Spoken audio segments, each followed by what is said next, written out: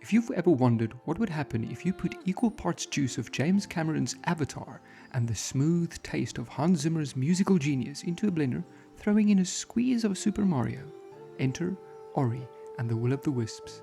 I'm 10 hours in, and these are my initial thoughts. Ori is part of a seemingly interspecies family and is somewhat confusing as to how the family members actually fit in together. The introduction is short, and I was busy trying to figure out how these characters are related rather than focusing on them as a unit and how the events affect them. It's a strange decision that I think detracts from the initial ever-important introduction to the story. Ori and his sibling Ku go for a long flight somewhere for which no reason is offered, and they get caught in a storm, after which they are separated, and so begins your mission to reunite with Ku. The story is told through short dialogue text, which you have to read as the characters speak a constructed language. The story is not hidden away by collectibles, and the most important bits are explained through the characters you meet. The story is very slow though, and by the time I had finished a third of the game, I didn't really feel any closer to Ku. In the first few hours, the side quests seem to be filler, as they often have very little to do with the story and offer equally little to fill in the world. However, these opened up nicely towards the end of my 10 hours as they added richness to the backstory. I became more invested in completing them, wanting to find out about what those characters have been through. The main activity is exploring the environment, trying to get past obstacles between you and whatever side or main mission objective is.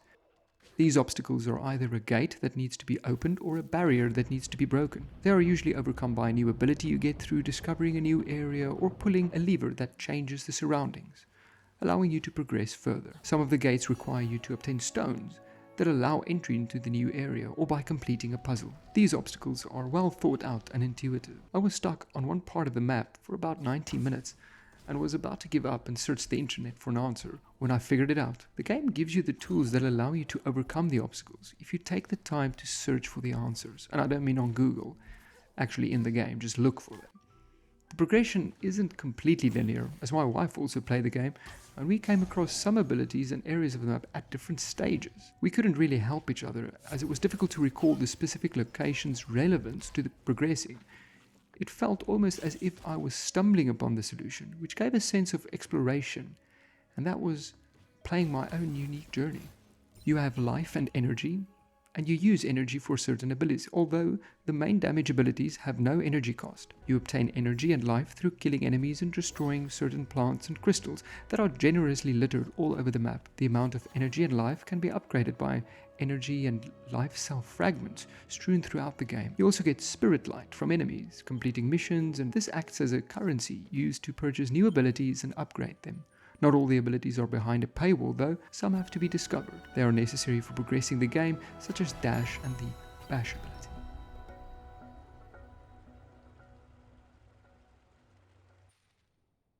You're only allowed to have 3 active abilities bound at any time. I found this to be annoying, as I often had to swap between them. It would have been a game changer if I could equip 4, as I often had to decide between the bow and arrow ability and being able to use energy to regen health. Your passive abilities, or spirit shards, can also be purchased from vendors. However, you can only equip 3 of these, but as you progress and explore, you can unlock slots to equip more of them. These passive abilities felt unique, and each served its own purpose depending on the situation.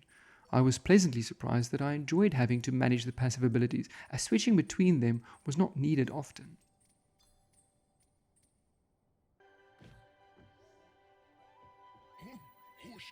You also collect Gorlek ore that can be used to upgrade certain structures in one of the main hubs of the game.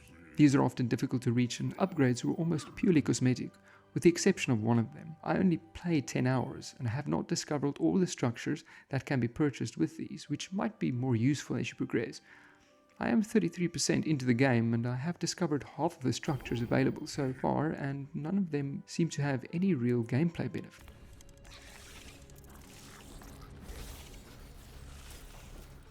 So the combat is fluid and fun, however rather shallow, as you only ever need 2 abilities. Luckily, the main gameplay does not revolve around combat. You can often run past or skip enemies, but why would you? Your attacks feel satisfying, and I've had some of the most fun in a platform game laying down the wrath of Thor's hammer with Spirit Smash on an uninitiated slugworm, sending all manner of carcasses flying through the air.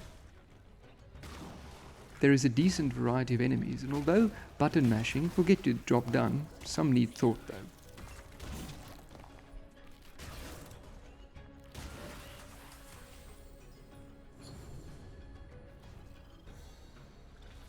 My relationship with mosquitoes in real life has been, let's say, shaky at the best of times, and the game has not improved such relations. My playthrough so far was on the normal difficulty, and if you've had experience with platform games, I recommend at least that or hard. From what I could see, difficulty changes the amount of health the enemies have, and the damage taken and dealt, as well as the drop rate of life and energy. I never came across enemies that I felt unfairly one-shot killed me for no apparent reason. If I died, I felt that it was because I made a mistake, and I knew why. The boss fights are predictable but challenging. They're easy to figure out, and once you get the timing right, you dispose of them easily.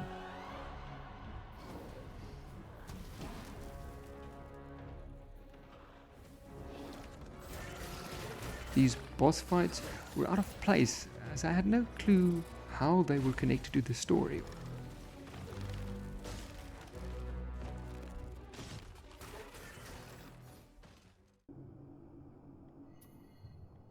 The map interface becomes your new best friend and worst enemy.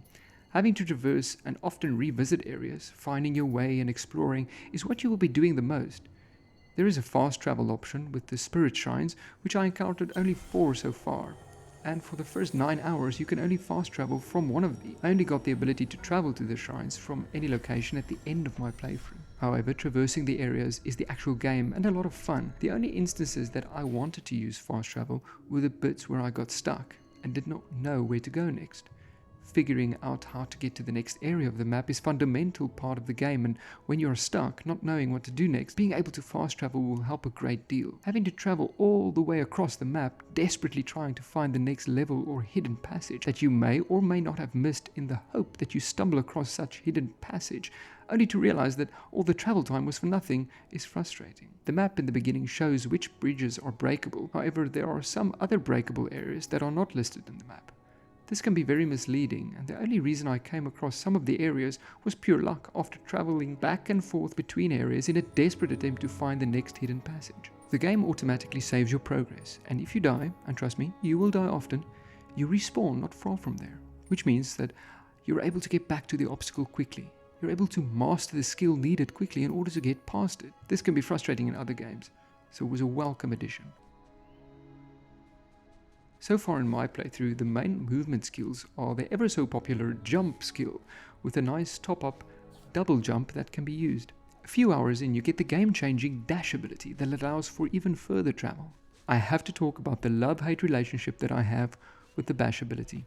One of the most useful abilities, allowing you to traverse the area seamlessly without ever getting frustrated or wanting to pull every single strand of hair out of your head.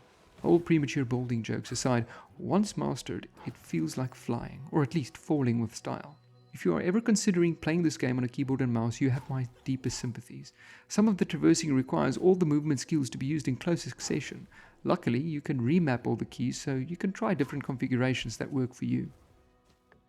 The absolute biggest triumph, apart from the game's music, is its presentation.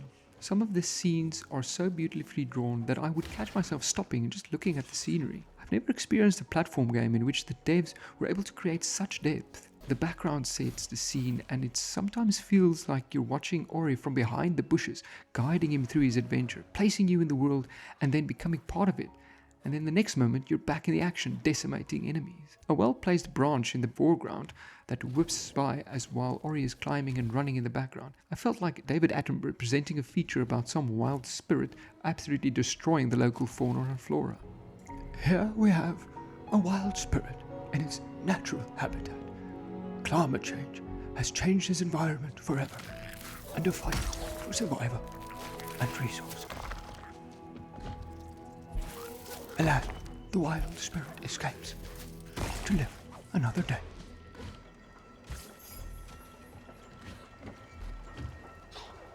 The colors are vibrant and the environment is drawn with meticulous care, as each area has its own distinct feeling. The environment also feels alive, and when Ori runs past or over some of the plants, they will interact with him, even just slightly. The game leaves hints as to where you can climb or run without having that feeling of, oh, this red thing on the wall is obviously where I should press X to climb up, and where they are, they make sense within the context of the environment. The game runs as a solid 150 frames per second on my GTX 1060, and most PCs will be able to run it without issues. As mentioned, some of the story is told through dialogue text. However, the true narrator of this incredible adventure is the soundtrack. Gareth Coker is the genius behind the music, and I'm convinced that without the music, my time in the world would have been much less interesting. There is a huge variety on offer, from orchestral pieces, slow piano arrangements, and appropriate ambient sounds. The boss fights or large chase scenes are made even more intense as the music creates this great tension.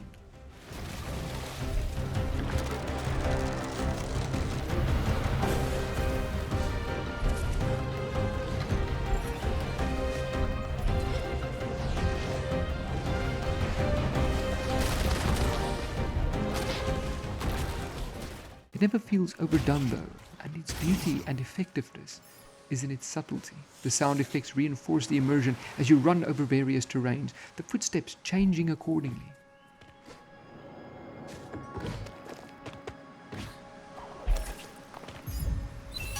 The creatures you encounter have a distinct sound signature, from the squishy globby slime trails of a snail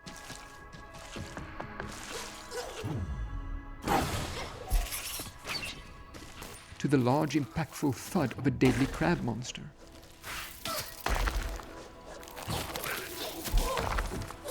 The gentle sound of a waterfall or birds whistling in the background all work together to bring you closer to the adventure.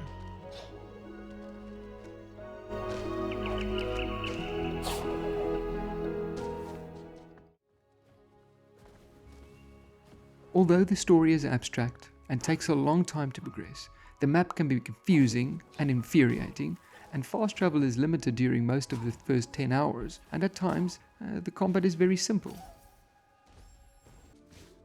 Besides all that, the game has set a new bar for me, as it is one that will leave a lasting impression. From the vibrant art style, the excellent music, and fun but challenging movement traversing the environment means that I will definitely be spending more time looking for Ku. I actually can't wait to get back into the action. Thanks for watching, and I will see you again when I'm 10 hours in.